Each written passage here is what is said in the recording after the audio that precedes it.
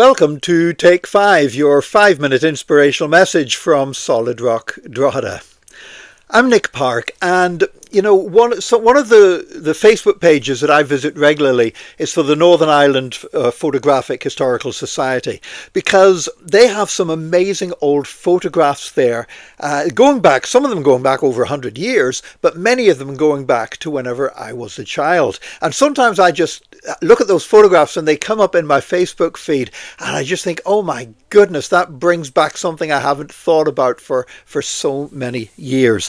And I saw a photograph just recently, and it was taken outside Supermac.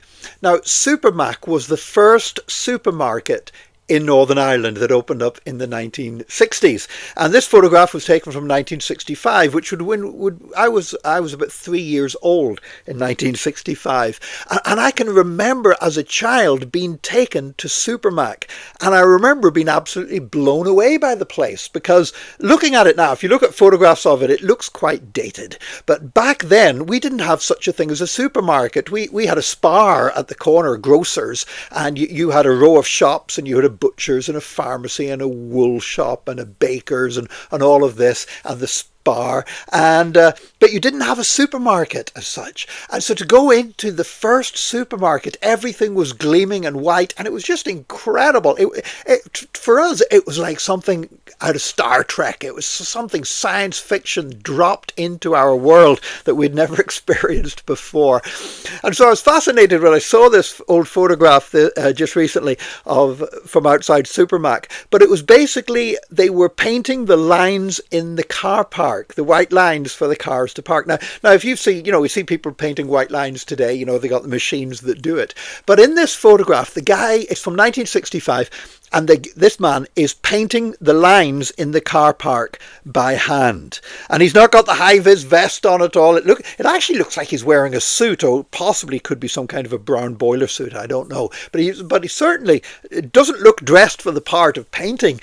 And he's using a brush. He's painting each line very carefully. He's sat on what looks like it's an old tea chest or something, and he's with the paintbrush painting the lines in the car park for the cars to park in between. And he's got what looks in front of him. It doesn't look like a paint pot. It actually looks like he's got his cup of tea with him while he's painting the lines in the car park. But you know what? This guy is doing a job, and he's obviously doing it carefully and doing it well, and he's taking his time over it. Now, what that guy was doing that day was not maybe the most important job in the world. It certainly wasn't something that was going to feature on the news as being wonderfully significant for the life of the nation, but he was painting the lines in the car park, and he was obviously doing it well and doing it carefully and doing it with attention to detail. And I believe there's a great quality there that sometimes gets lost in the world today. Sometimes we think if something is commonplace, if something isn't a headline activity, then we should just rush it and get it out of the way, slapdash, and it'll do.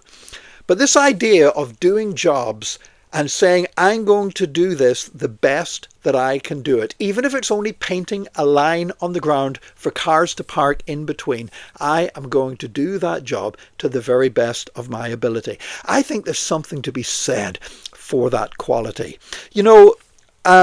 Sometimes in my life I get to do things. I get up and speak in front of crowds of people, sometimes thousands of people. I get to do things that are spread abroad on media. I get to write books and stuff like that. But I've discovered that the majority of what I do is unseen. The majority of what I do is humdrum. The majority of what I do is day-to-day tasks that sometimes can seem boring and not very exciting. But you know what? I've learned that I have to do them to the very best of my ability as unto the Lord. Because when we do that which is our task to do, and we do it as unto Jesus, we want to do it well. And I pray for you today. I pray that whatever you do and wherever you're doing it, I pray that you will do it as unto the Lord in a way that glorifies Jesus. May God bless you today, and join us again tomorrow for another Take 5, your 5-minute inspirational message from Solid Rock Drogheda.